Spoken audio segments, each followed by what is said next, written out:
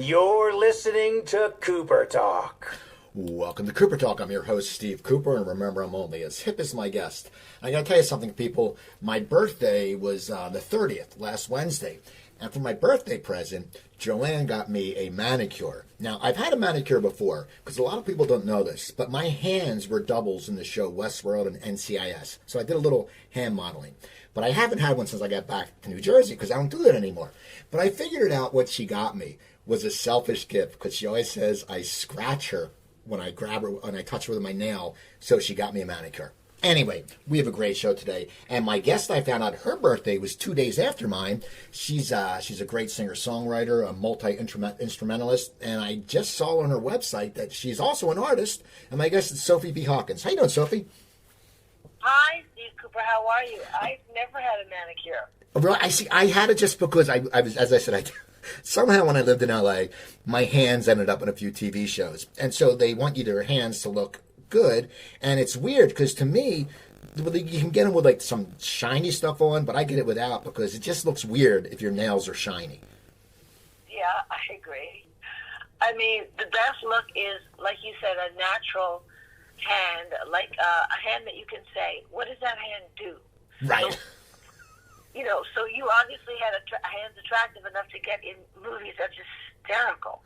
It is. So now your birthday was November 1st, and you did a show that night, I believe. Yes, I did a show at Joe's Pub. I mean, it was a wonderful, wonderful show.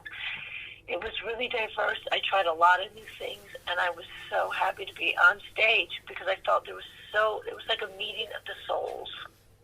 Now, do you usually do a birthday show, or did you plan this on your birthday because it was something special to you, or how did the date come about? Well, yeah, I think somewhere, I think it was last spring sometime, and I just wanted to figure out a way to have a focused date to get my album out, my singles out, start maybe a reading for my play, and I have all this material, and the business is so rocky that every time you think, oh, here's a port I'm going to land, and I'll put my album through whatever pledge, and then pledge is like turning upside down and bankrupt and whatever. So it was Joe's Pub was a focus date, and just so happens they offered me on my birthday, and I said that will be the greatest thing because I always spend my birthday worried about other people feeling good because they're and then I thought, well, if I'm going to worry about other people on my birthday, I'm going to have a show because then it's a valuable worry because they're my audience. Now, I saw it's sold out. Now, when you go into an event like that for your birthday, do you feel added pressure because it is your birthday, or do you sit there and go, you know what? And did everyone know it was your birthday? No, although somebody did bring a cake on stage, so there was a point where everyone knew. No, people didn't know it was my birthday, and I felt more free because it was my birthday. But that could be because of, I'm in my 50s now, and, every birthday, some people get upset about their birthdays. I love birthdays because they remind me of how little time we have on Earth, how little time we have to do what we want. So I used this Joe's Pub show, and the fact that it sold out really fast. I said, well, I'm going to do what I want. I'm not going to ask people what they want me to play. I'm going to do, if I want to do a reading from my play, I'll do it. If I want to do a reading from my journal, I'll do it. If I want to dance this dance, who gives? I'm doing it. It's my birthday, and I don't have that many left. None of us do. At a certain point, you go, well, technology may be there that we could live way into our hundreds, but how healthy will we be? The thing is, we have all these healthy years that we don't know that there's such a gift. And then I'm very healthy. I have more energy than I had literally when I was 20. I'm way more active, and I have more on my plate, and I deal with it really well. But how long do I have to get to have this kind of energy and this kind of vibrance and excitement about life? Maybe only 20 years, and then the rest might be half, could be cut in half. Well, it's funny you say that because I looked, as I said, when I do my research, I saw your birthday when it was, and I'm a year older than you. And you're right, as we get older, because this year, I went through a health problem where I was in the hospital for 8 days, which was awful. But then I got married, which was great. So it's weird, as we get older, we just keep developing a life, and you're right. I think of that sometimes, like, how long do we have left to live in good shape and until we just, are not as functioning as we are right now? Well, yeah, and the thing you said about married, too, because I've been single for a long time, and I haven't wanted to date because it looks like dating is all online, and I kept thinking, I'm just going to meet somebody through my work. I'm going to meet somebody at the right time, and that could be true. And it's not that I'm dying or desperate to meet somebody, but I was reading The Places You Will Go, Dr. Seuss, because I have a very young child. I have a 4-year-old.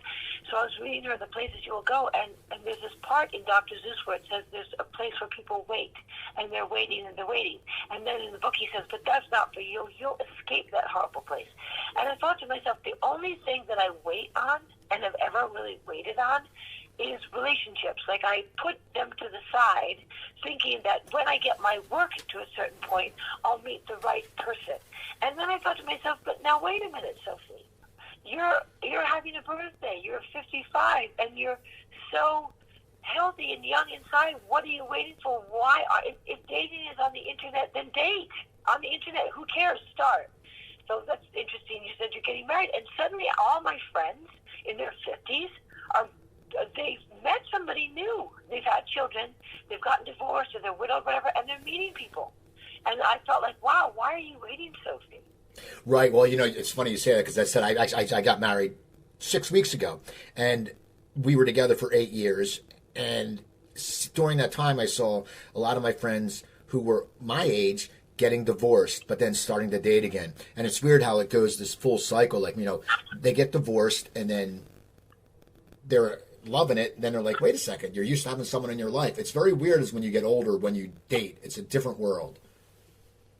Yes, and I think that it's in every generation. So for us now, like, for my generation now, it's not such a bad thing, like, to do it the way everyone's doing it. And I know people who are meeting phenomenal people, and it's like I've just been sitting here waiting for it to go backwards, like people won't be dating on the internet or won't be meeting, and I've seen it hasn't gone backwards, it's gotten stronger, and it could be actually really fun, and you can be honest about it. So yeah, but the world has changed in the sense that you're right, people are getting divorced before their 50s or in their 50s, and they're starting a whole new lives now, even with children. People are also having young children later.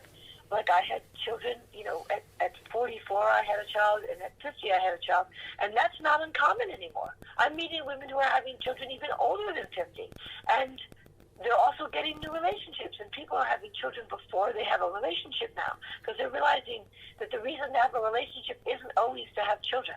That you have children because you're selfish and you want to have children, and that's not a bad thing.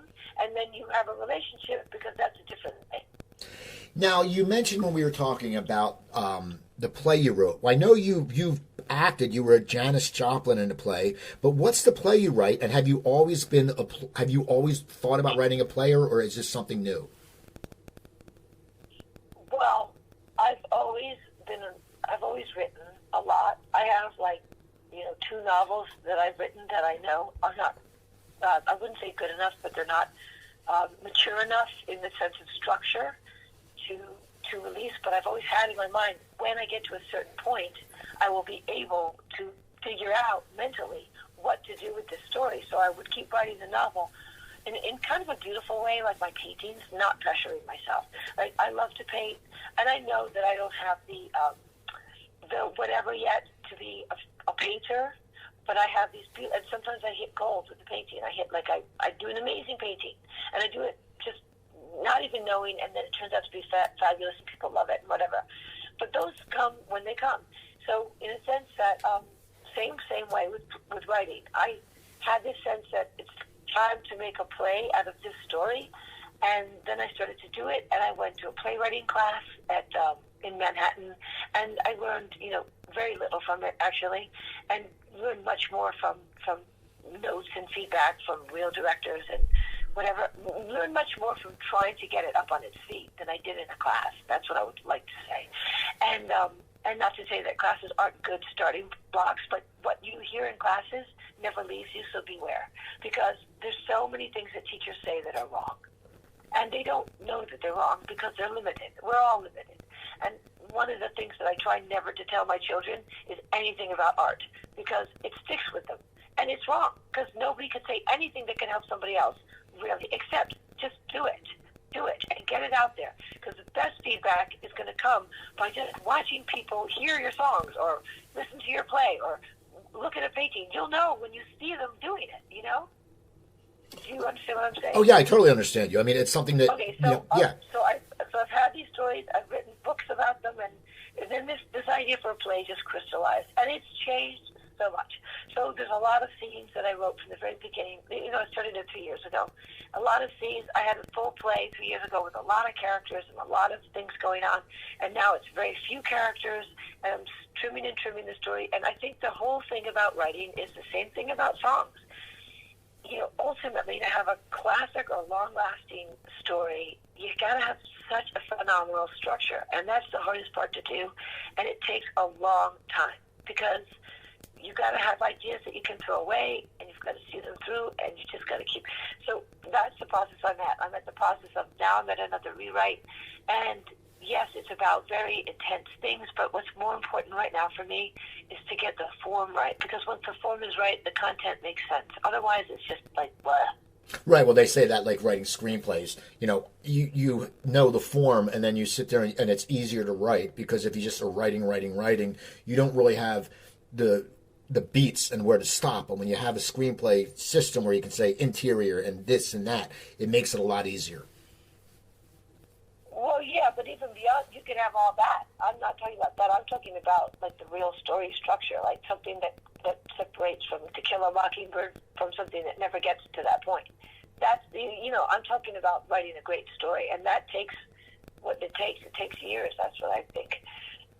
There is actually one great book about it, but I'm not going to say it on air because it's too complicated. But anyway, so yeah, I'm at the point of trying to make something that I think is a really, really good story, and I've gotten great feedback on it, a great story. I'm trying to go, that is a huge leap from good to great. Now, your musical career is, you've lasted for a long time. When did you find out that you were interested in playing music? Were you a young child, or how did you start this career? Well, yes, I was very young when I just wanted to be music. And it took me a long time to figure out how to start because, and I don't know whether this is a blessing or a curse, my parents didn't hear me say, I want to play drums. I want to be a drummer. And I tried for so many years to get to lessons. And it just never happened. And then the one person who took me to a lesson was my grandmother. She took me to a piano lesson. And when I was 6 years old, and that changed my life because I knew that I should be doing that. But then my grandmother never came back, and she never took me to another. She never came back. So for me, my whole early childhood, and I think childhood is the most frustrating, most daunting time, and I see it with my own children. It's funny how we idealize childhood because it is such a difficult time. But in my childhood, I was always wanting to do music and never could because no one heard me that I wanted to do it. And I saw all these other kids getting lessons and being in the school play, and I was never in the school play, and I was never getting lessons. And I was felt so bad about it because I thought it must be my fault. That's what children do. I must not deserve this. So when I became 14 years old, I found a drum teacher myself, and I stopped, and I, like a mother, I never let go. At that point, when I finally found a teacher myself, that was it. It was like, I was like a bat out of hell for music. And that's how it happened for me. Now, what do you think made you gravitate towards the drums? Because I think it's the most poetic instrument. That's the voice carrier. I mean, drums communicates across countries. It communicates across all barriers. And it's how we speak. I mean, the sun in the sky makes cosmic booms. We are rhythm. Everything, it's like its structure is rhythm too. Rhythm, Shakespeare is rhythm. You don't have the rhythm in Shakespeare, the words don't mean goddamn anything. So drums is it. And if people don't get that, they can't sing. You have to, so I went to the basic, and I think that was really just a wise choice. And then I branched out. I branched out from drums to marimba and vibraphone and jazz to piano to cello. So I did the melodic instruments later, but I think that was, for me, I just went to the core. Now, you went to Manhattan School of Music as a percussionist, Yes. and you were there for Yes. a year? Yes. I don't even know if I made it a year. I'd like to think that I made it a year and a half, and I might have. I don't remember how long I'd been there, but I remember the day I left. And again, that's a blessing and a curse, because if I didn't leave, I would have a degree. But I did leave. And I went to, because what happened was I was in the dictation room, and I put my hands on the piano, and a song started to come out, and I said, well, now if you're ready to write songs, and this goes back to, Steve, they're like stories. You can have something in your mind and in your heart, but you're not ready. I was suddenly ready to do the songs. And I knew it. So that's why I left the school and I said, you have this moment now. I literally said to myself, you have this moment now to do what you really, really want to do with your life. Do it or don't do it. But don't stay here in Manhattan School of Music where everyone's going to be better than you at drumming. And you don't want to be a drummer. You want to be a songwriter. You want to do this. So don't wait. That was the feeling I had. Don't wait. Do it. So I left. And I started, and though I was a drummer in people's bands, I started to sing my songs from behind the drums. I just decided, don't wait, do it now. So how do you start branching out? I mean, how do you start making money as a musician when you leave? You know what you want. You're a newbie in the business. It's going to take time, which you know that. But where do you start from? What is your first pretty much paying consistent gig? Well, I think the mistake that people make is by thinking about the money. And I think that's where people ruin their careers. I think that you have to just do what you want, and if you need money, get a waitress job. If you need money, don't put this like, I need to be famous by such and such a time. More people have told me I became a publisher because if I didn't make it within 5 years, I knew I'd never make it. And then they get married to some rich guy, and then it's like they never did what they wanted to do. And that's always in them, that they never did what they wanted to do because money or success was the issue. Money and success is not the issue at all in any part of life ever. And I keep trying to tell my kids this, but they will argue with me because for them, all they see are people talking about fame and money. It's not. Don't ever think about it. So what I did was I was waitressing. I was coat checking. I was doing anything that I didn't even care about, but yet I met great people. And that's another thing I always tell people. If you just don't know when anything's going to happen. So I was a coat check. And I was writing songs and in bands, and I never thought about money. I never thought about success. I thought about writing great songs. That's it, writing great songs. And I knew that I would know when I got one.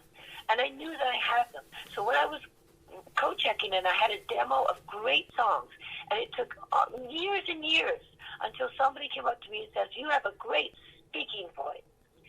And it was Mark Cohn who wrote Walking in Memphis. And he thought I was he said, you're probably a really good singer. And I said, I'm a terrible singer, but I have great songs. So I handed him my demo tape.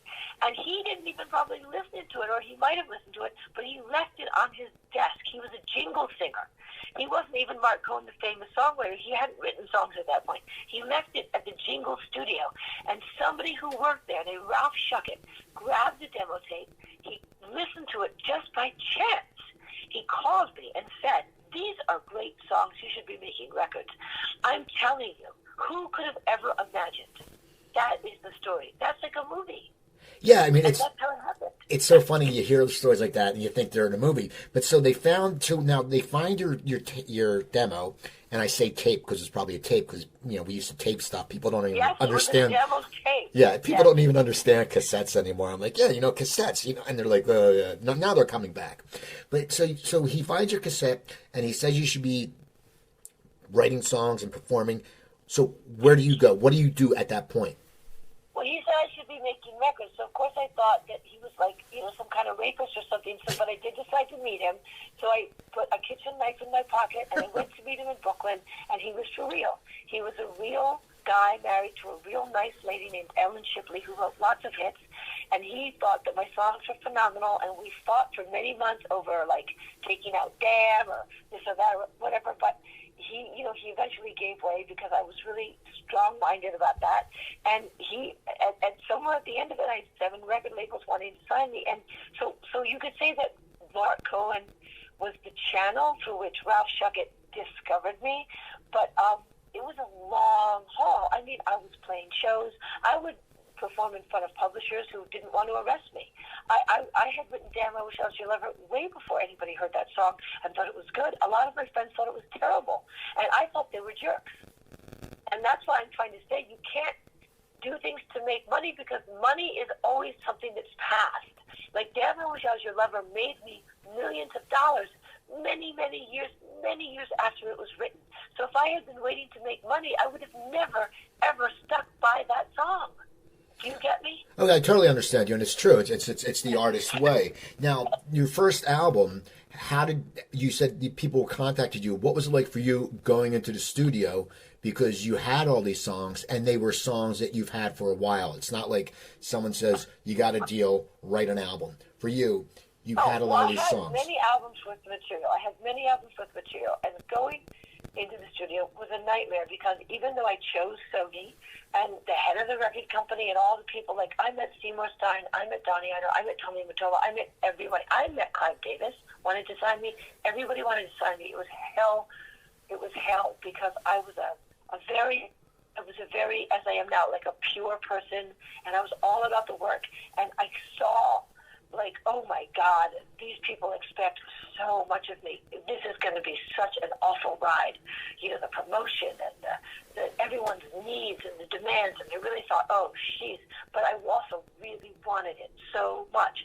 So I kind of was just going through the motions of meeting these people and enjoying talking to them and learning about them. And then I would go home and I would just, collapse, because it was just such a weird world. And it is a weird world.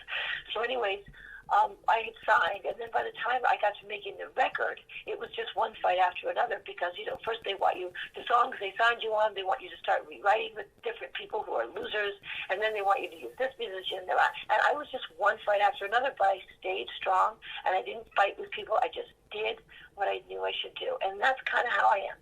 I just did what I knew I should do in the studio every day, and I let all the fights pass, and I stuck to my guns, and I didn't let anybody rewrite anything, and I didn't let the producer change anything, and we used all the demos, and thank God it was successful.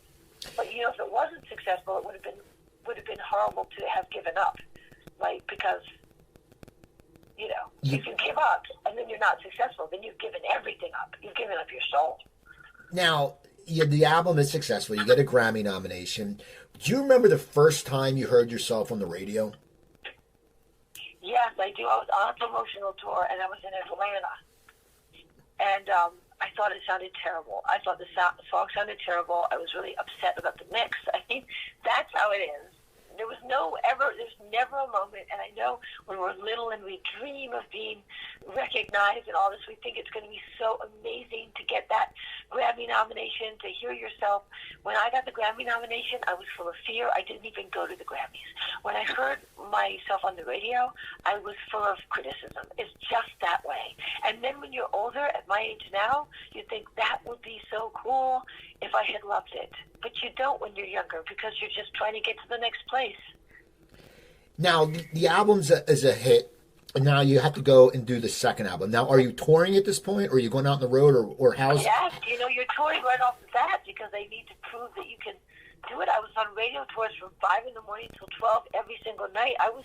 It was very much harder work than it is now, I will tell you that much, because we had to actually go places. We didn't just get to sit and get followers. We actually had to get up at 4 in the morning, exercise in some hotel room, some crappy, cheap hotel room. And there weren't even nice hotels then. Now there's all these chains that are, like, wonderful for people that are cheap. It was all bad. You had to get up, and it was cold, and you'd have to work out and get ready and put your best face on and your best attitude on and show up at a radio station at 5 in the morning for the morning shows, and you had to perform, and then the next one and the next one and the next one until midnight. And you were having dinners at places that you would never go to with radio promoters, and it was just so difficult. But we did it, and that's how you got a hit. You got it by real people, real program directors, not like there is now, where there are no real program directors. It was real people in real states, in real towns, sitting in real chairs saying, I'm listening to real callers really call in and tell us they love your song. It wasn't about followers, and it wasn't about hype and fake and correcting. And I only sound intense because I have a cold right now. I think it's fine the way it is now. It doesn't really matter to me. A great song is a great song. But I'm saying we worked our asses off before the single even got to a number. So, by the second album, you've toured the world many times. And now, is it? You go through all that. Your first album, you go through, as you said, it's a laborious schedule. It's just driving you up the wall. Does that make you less excited for the second album because you know it's going to be the whole everything again? Well, yes, and the problem with the second album is the record company then wanted to fire the producer, Rick Chernoff, and they did. They fired the producer that you worked with on the first album and that you fought with and that you really became close to. So what happens is that, by the second album, first of all, by the first album, during the time I was signed, Columbia sold to Sony. So it became a Japanese company. Stockholders was the most important thing. That happened for the first album. By the second album, the business has changed completely.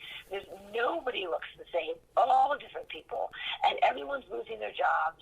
And I think by the second album, I'm not sure. No, I don't think Napster was around. That was the third album.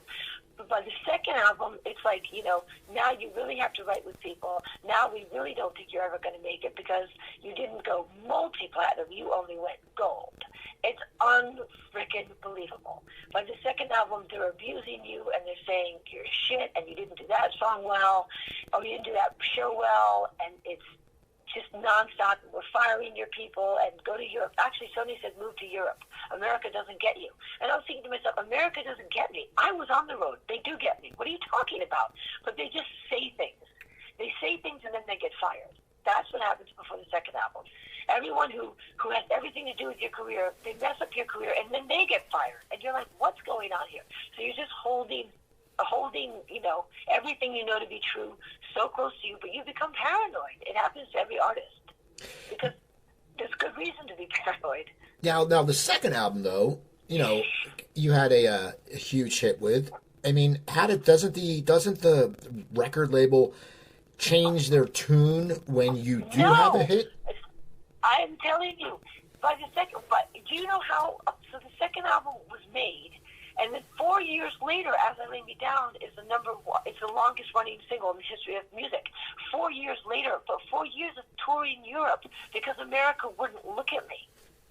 And only because As I Lay Me Down was such a hit in Europe, such a huge hit, America had to take notice. And it wasn't American citizens, it was the American record company who didn't want anything to do with me after the first record. They were done. And then As I Lay Me Down became such a hit in Europe after 4 years of touring. They called me their lucky charm. And they deigned to put money into it in America. Then it became the longest running hit single. You can't even imagine what it was like. It was like, I can't even tell you. It was horrible. And then Sony America has this huge hit, I'm their lucky charm, but they don't really believe in you. They still think you might be a one-hit wonder. It's so crazy.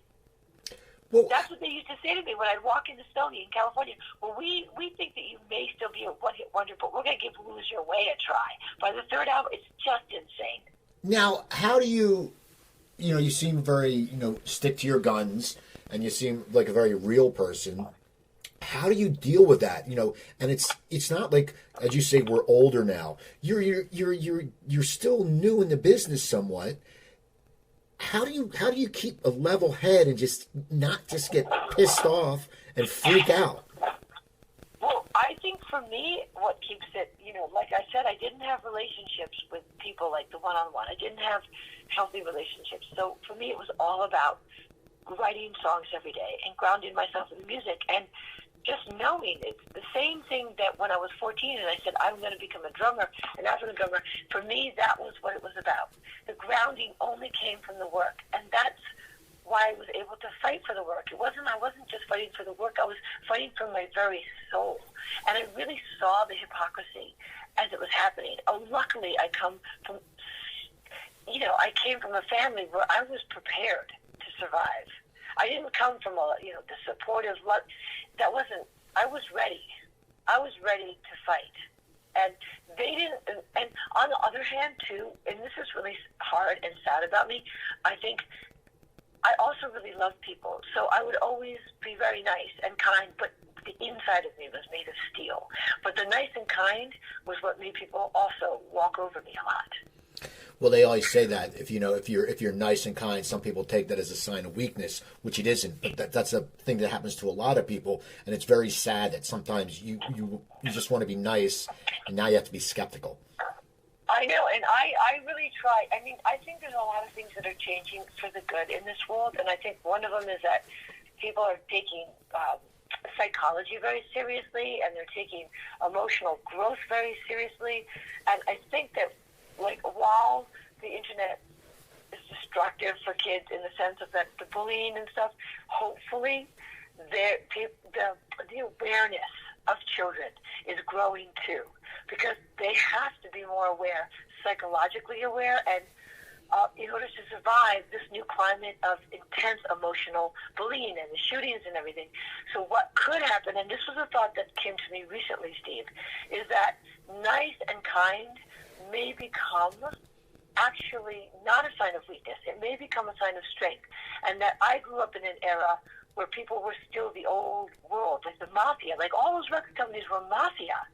And now the good thing is, with all this terrible traumatic things that are happening to children, by children, against children, maybe humans will evolve to really realize that emotions are the most important thing. Like, having the sense of connection with people is the most important thing.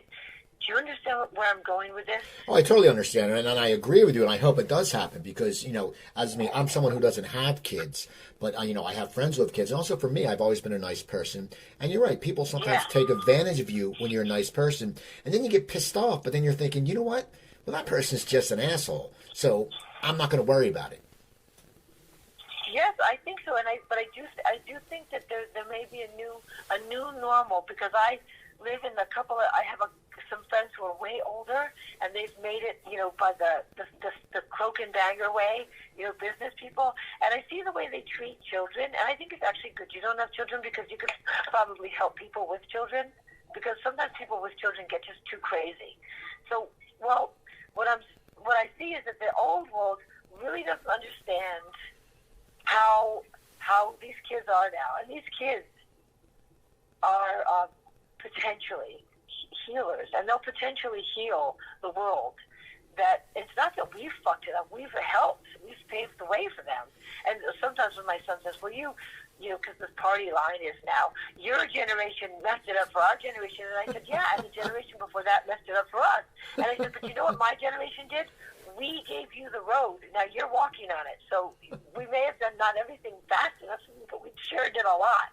I don't take that from people anymore, because we've really suffered a lot.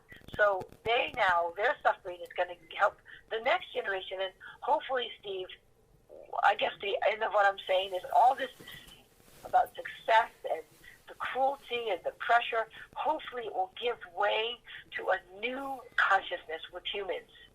That's what I'm hoping. I hope too. Now, as you talk, you're very passionate, you're very headstrong, and it was that. No, but that's great. But now, is that why you decided to break with the record company on your third album? Because you felt like it had to go in your direction because you knew what you wanted. Yeah, and because I also, like you said, you're nice too, so you can relate to this. I also had tried. I had tried to work with them on everything. I had done everything they had asked. I had been, like I said, at all those radio stations. I had toured the world so many times. I had done everything they wanted. I had never said no, ever, to a promotional opportunity. So, and they had never put very much money into me, and everyone in the business knew that. I would walk onto a stage with people like Melissa Etheridge, and she would say, what's wrong with your record company? They don't do anything for you. Like, it was common knowledge how much they didn't put into me and how hard I worked. So then, by the third record, I said, I've done enough, and it's make or break time. It's kind of funny, Steve, because I've said this a lot in the interview, but it's like that moment where you go, I have to stop waiting. I have to stop waiting for Sony Music to believe in me and to really push me over the edge. They're not going to do it. I have to do it. And that's what happened on the third album, is I just said, you know, you guys are trying to, now you're trying to take the banjo off. Why are you making this about a banjo? This is a great song. You know it's a great song. People love it. Let me play the banjo, or else, you know. And then it turned into a fight about the banjo, but it was a much deeper fight. And when I was talking with the record company, and I met with them many, many times, I met with Tommy Mottola and Donnie Einer, and I was saying, look, guys, you know, this is an artist's career. This isn't a one-hit wonder. This isn't pop single after pop single. You have to put the belief in me, or you know, or I won't be successful. You can't just whatever. So it's a longer fight to talk about with you, but it was months and months and months of going back and forth. And Sony didn't want me to go, I have to tell you. They didn't want me to go. And we ended up settling. I sued them, and they settled. And I sued them because I knew they weren't paying me. I knew they were taking advantage of me. I knew they would just pull me out of their pocket whenever they felt like it, but that I was really struggling as an artist. And I needed to make a statement, so I sued them. And instead of them burying me, they settled. And the fact that I'm still here, Steve, is a freaking miracle, because that music business is so mafia, and they really, really tried to bury me after that. But luckily, the internet came, and I was able to reach out to my fans. And probably my sense of the internet being an open door is what gave me the courage to want to do that. Because Ani DeFranco was sitting there selling, you know, lots of records out of her van. And I said, well, if push comes to shove, I'll sell records out of my van. I'll buy one. Now you know, the third album, you know, you did that on with your own production company, your own label, Trumpet Swan Productions. Yes. Now, and you know, you look at your bio and it says then you just started touring, you know, in a station wagon, and you were sitting there and you're taking the music to the people. How was that more freeing than when you were working with the studios and they're sending you everywhere, because you were more in control? Was that a better time in your head? Well, it was a mix. It was the fun of it. Here I was this New Yorker, and I had never even had a sense of being really a pioneer person. And now I was in California, and I was literally, like you just said, driving around, trying to build up my own company. But there was a bit of a mix, because it was an imprint on a label called Ryko. Ryko was about to go under, but they weren't under yet. So I had a bit of both worlds, and it was really fun. And also I was working, my manager was super fun at that time. You know, it was a woman, and it was a time of like Thelma and Louise a little bit. I felt like Thelma and Louise, and I loved being in California. I absolutely loved being in Venice, California. So I was learning a lot. I was, you know, buying a house and doing things that just as a little kid I never thought I'd be able to do. And then, but you know, it wasn't that fun, but it was funner, I would say. Now, at that time too, you know, as you roll into your fourth album, you know, your sound is different. Are you really growing as a songwriter because now you have the freedom of not dealing with the bullshit from the record executives saying, "Oh, you can't have a banjo." Now you can do whatever you want. Did you really feel the freedom in your writing style? No, I don't think so. I think that I always felt the freedom. I think I know that my judgment or my what's the word? You know when you write your best songs, and you know when you're writing mediocre songs, and it's really annoying, but you can't really always write great songs, and you try. I always had that inner voice, and it wasn't about the record company for me. They never defined me as an artist, so I didn't feel more free as an artist. And actually, I think I felt I needed to grow more. I started taking piano lessons when I lived in California. I remember it was like the late 90s. I took cello lessons. I started singing lessons. I'm in my 30s now. It's the third album. And I started to actually push myself to grow as a musician again with different instruments, and to really, I don't think I felt free. I think I felt like I need to, you know, I don't know if I ever thought, I don't know. I think I take it song by song, Steve. Like, even now, like, I never think that people get better in art. I think we just get different. I think our best stuff is usually when we're little, because we don't know anything. I don't think knowing things is good, and that's why I started to take instruments, because I wanted to be at the beginning again. So let me answer your question really concisely and say, no, I didn't feel freer, but I felt the need to go back to square one. Now, you're taking all these lessons. You said the cello, the keyboard, all that, and you're a percussionist when you were younger. Does that, when you start learning these different instruments and you take singing lessons, and does that affect the way you write? Do you start have a more broader mind now because you're like, well, I can write this part for me, not for somebody else? Well, I mean, I think that I was aware that my writing eventually would incorporate different things that I was able to do in the beginning. So that is true. I mean, then I was able to write a musical. I was able to write lots of harmonic things that I wouldn't have dared to do before in the first album. So yeah, it's changed. But I just wanted to say I don't think it's better. I just think it's different. And I think that better is not something that artists get. Like I said, like my son in first grade made paintings that I think he's never going to make better. They're just beyond brilliant. And I think that with a lot of kids, not every kid, but some kids have a knack. And if they become artists, they usually find out that their earlier work had something that sort of, it's untouchable. And I think that was some of the earlier songs. Now, you took a while off before releasing The Crossing.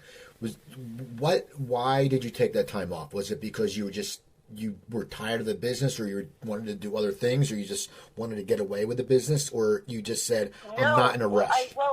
I wrote a musical. I never was tired of the business. I was tired of the business from the moment that I ever met a record company executive, but I wasn't ever disgruntled or disenchanted with my trajectory as an artist ever. No one has ever been able to make me feel bad about what I wanted to do. Because like I said from the very beginning of this interview, it's not about the business for me. The business is such a sideshow. I don't even care. But before The Crossing, I wrote a musical, and it was really a great musical. And Kristen Chenoweth starred in the 29-hour reading. We had producers. It was phenomenal, and it never got there like a lot of musicals don't. And it doesn't mean that it won't get there. But so I put years into that. It was tremendous work and fun. Actually, that was really fun. That was really fun. I discovered, and that's probably why, getting back to the beginning of the interview, I do love writing this play, which has songs in it, so it's kind of like a musical. I love working with theater people so much because they're so smart. Like Kristen Chenoweth is so smart. They're so smart about themselves. Actors really do have to do a lot of self-work, and it makes them really fun to be around, and it makes them, and directors, they're just smart because they understand emotions and where emotions can go and the consequences of actions. That's drama. And those kind of people are great for me to be around because my whole life is about trying to capture drama in a song or in a story. Now, you have the love for the theater now. You love the acting folk. How did you end up getting a role as Janis Joplin? And was that something that you looked forward to? Because I'm sure it wasn't just singing, it was also acting. But you've been on stage a lot, so it's an easy... I always think, if you go into something in the theater, it's an easier transition if someone has been on stage in front of a lot of people, because they don't have that stage fright that so many people do get. Right. Well, that's interesting. I mean, Janis was actually written by my manager at the time, and she had seen some show in Vegas, and she had this idea that she could write Janis Joplin for me, and that I should play Janis Joplin. And I said, no way. First of all, the acting didn't scare me because I had acted in New York. Remember when I said I was a co-check? I was actually acting then, and I loved acting. I always loved acting. Getting back to, I love people in theater. I love people who want to know about emotions and what drives people. I love playwrights. I love Arthur Miller to death. So the acting wasn't scary, but the singing, I was said, no way am I singing Janis Joplin. I said, are you out of your mind? She's a coloratura soprano #1, Janis Joplin. And I had, studied her as a drummer, because I loved the drummer at Big Brother, but to sing Janis Joplin was death-defying. So I said no for a long time. And then she convinced me because she wrote a really good story. The story was so good, I thought I can act the story and I'll figure out a way to do the songs. Luckily, I'm a really good musician, so I figured out a way to do the songs that nobody could tell that I wasn't Janis. And people thought I was Janis. And actually her friends came to the show, like her real friends, like her lovers, and said, you are her and you're channeling her. And they gave me her jewelry and they came back and back and back because they thought that I was really her. That's like the utmost compliment. Yes, it was amazing, and I was so sad when the show ended. I remember driving home alone, and I was happy to drive home to my kid, but I was so sad because it was like a death. Like I had gotten to know Janis. I had worked so hard to know her and to portray her and to feel what she felt and to be honest about it and to bring it to the stage like a new version of Janis. I was so sad when that was over because I felt like my friend Janis had to leave now. It was unbelievable, actually. Now, when did you leave LA and what brought you back to the East Coast? I left 2 years ago just because I was tired of LA and I think it was changing and it just didn't have the feel that it used to have. It wasn't, for me, it was just not, 10 years ago for me, it was great. It was a change I made and I'm glad I made it. What made you leave LA? I mean, was it a sudden decision or was it something coming for a while? Or were you like me, just tired of the damn city? Well, I had a child, and I always, every time I was in California, and I really love California so much, and I consider it a home, but every day I miss New York, because it's hard to be from New York and to not have New York in your life. That's what I would say. It's really hard to be a true born and bred Manhattanite and to not have Central Park and the streets and all the feelings of the seasons and everything that New York means to people. I grew up with that. It wasn't like I moved to New York. I was born in New York. So that was hard. I really miss New York. So when the opportunity came, when my manager and I split up the whole thing, and I had this child, and I also always thought, and I think my child would probably disagree, my son, but I thought, is California really a great place to raise my son? I didn't know because I thought, it is if you're not in the performing arts, but if you're in the performing arts, there's so much BS. There's so much focus on the outer appearance of things. And so I thought it would be better to raise him on the East Coast, and then he can come back to the West Coast when he has a sense of who he is. That's what I really thought. So the opportunity came. Everything blew up in California. I had to make a decision. Do I build my life back in California, or do I start again in New York? And it was obvious to me. Go to New York while you can. So how are you acclimating to the weather? Because it's funny. I missed fall and I just missed spring. And winters, honestly, I've been lucky. We didn't have a bad winter. I live right outside Philadelphia. We didn't have a bad winter. But it's just weird that, when you are used to all those years when I was, just when winter was 60 degrees. It's just weird. How are you acclimating to the weather? Well, by now I'm really used to it. But I moved back to New York in the coldest winter, I think, in 25 years. And it was frickin' hell. And my son, I don't know how he endured it. He was only 5. He turned 5. We were in the coldest winter in 25 years, and it was nothing but ice and sleet and horror. And it was like a 6 months winter, and I don't know how we acclimated. I don't know how we stuck it out, but that's what you do when you're human. You just deal with things, and we did. And I don't know how he dealt with it because he was just a young person. And he missed the sun, and he kept saying, I look out the window, and it's so gray, and there's so much darkness. And he just, I couldn't, I was like I was torturing him. And I was torturing him. I'll never get over it. I cried so much. Steve, it was the worst. But now I'm used to it. You're back now, and now what are you working on right now besides your play?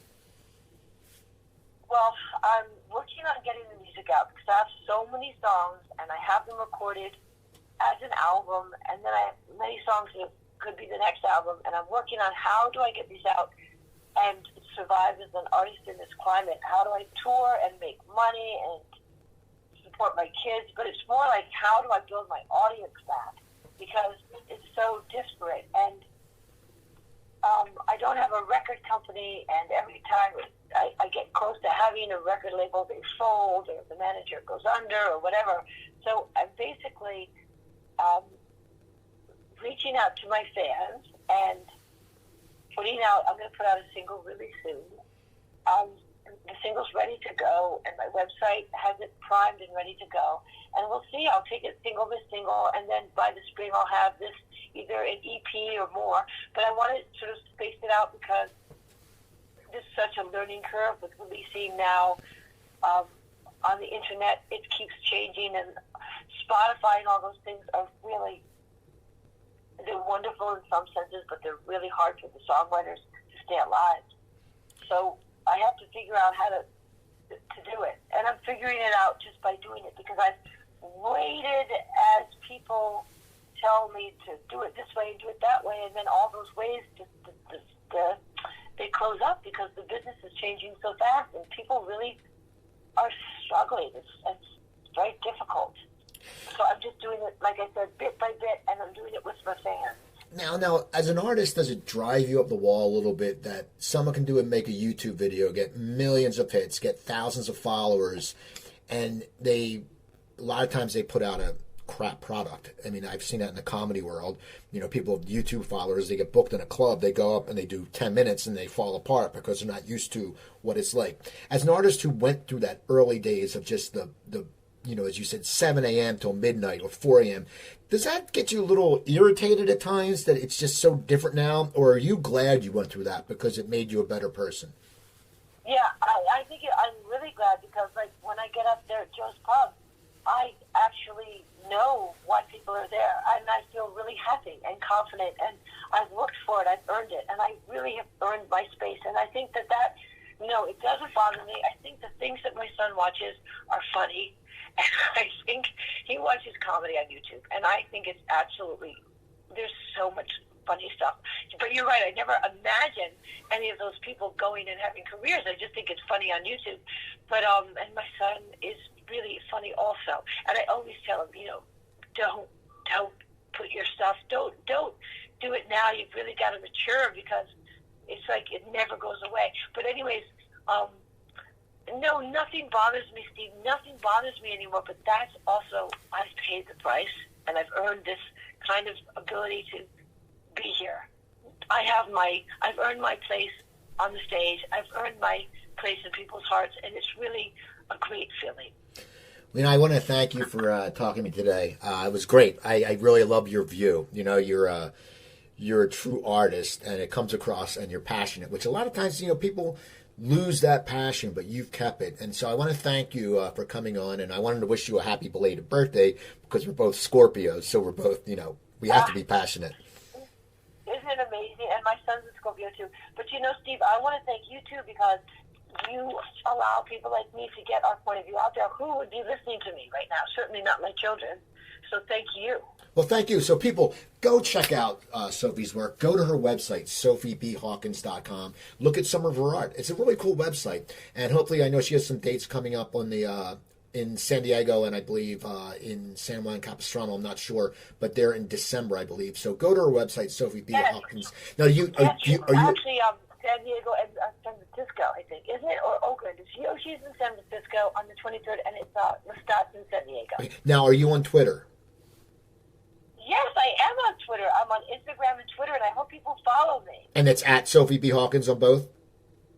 Yes, I think it's at the real Sophie B. Okay, so people follow her. Just Google Sophie P. Hawkins, Twitter or Instagram, and you'll find her. Follow me on Twitter. I'm at Cooper Talk. Go to my website, coopertalk.net. You can find over 750 episodes there. Email me, cooper@coopertalk.net. Tell me who you want to hear. So remember, I'm Steve Cooper. I'm only as hip as my guests. Don't forget, drink your water, take your vegetables, eat your vitamins, and I'll talk to you next time. Thank you.